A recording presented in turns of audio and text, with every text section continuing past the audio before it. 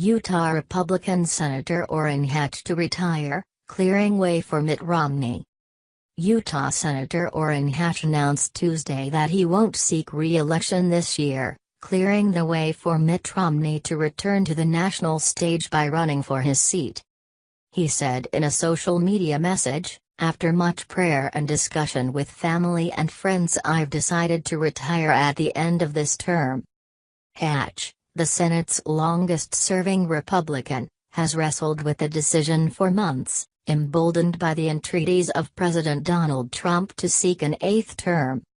Now, it sets up the potential path for Trump critic Romney, the 2012 Republican presidential nominee, to reclaim the spotlight as a conservative counterpoint to the president. Their relationship has been complicated. Trump has been a longtime Romney critic despite offering a 2012 presidential endorsement, and Romney has been outspoken in his dissent over Trump's rhetoric and policies, calling on Republicans to block Trump's path to the presidency. "Here's what I know. Donald Trump is a phony, a fraud. His promises are as worthless as a degree from Trump University," Romney said in a March 2016 speech. "He's playing the American public for suckers. He gets a free ride to the White House and all we get is a lousy hat."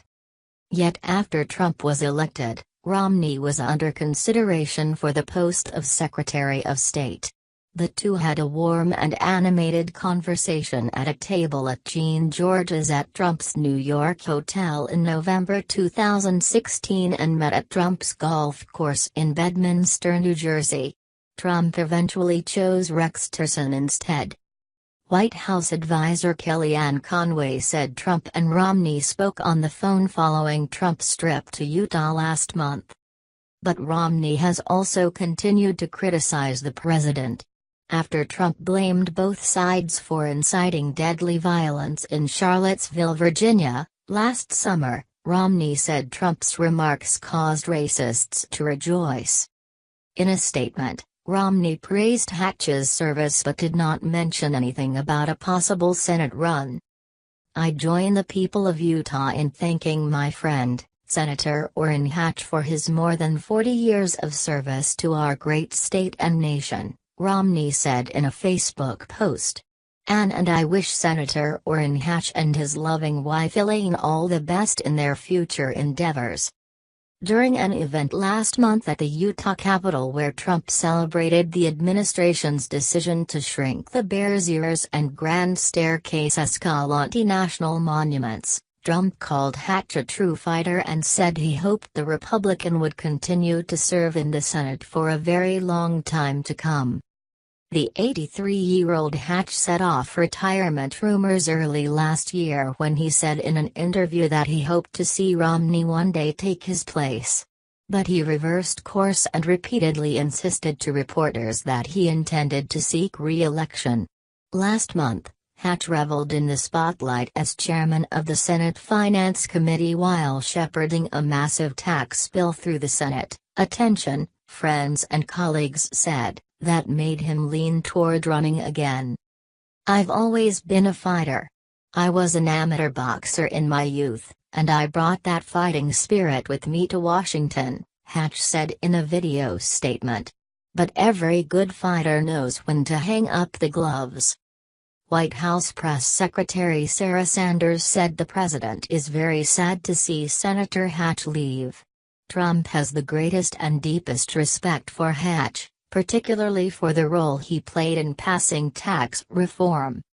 "I don't think we've made a determination in terms of campaigning," Sanders said with a laugh when confronted with who may run for his seat. If Hatch had opted to stay in the Senate, he could have faced a formidable challenge from a crop of ambitious Utah Republicans.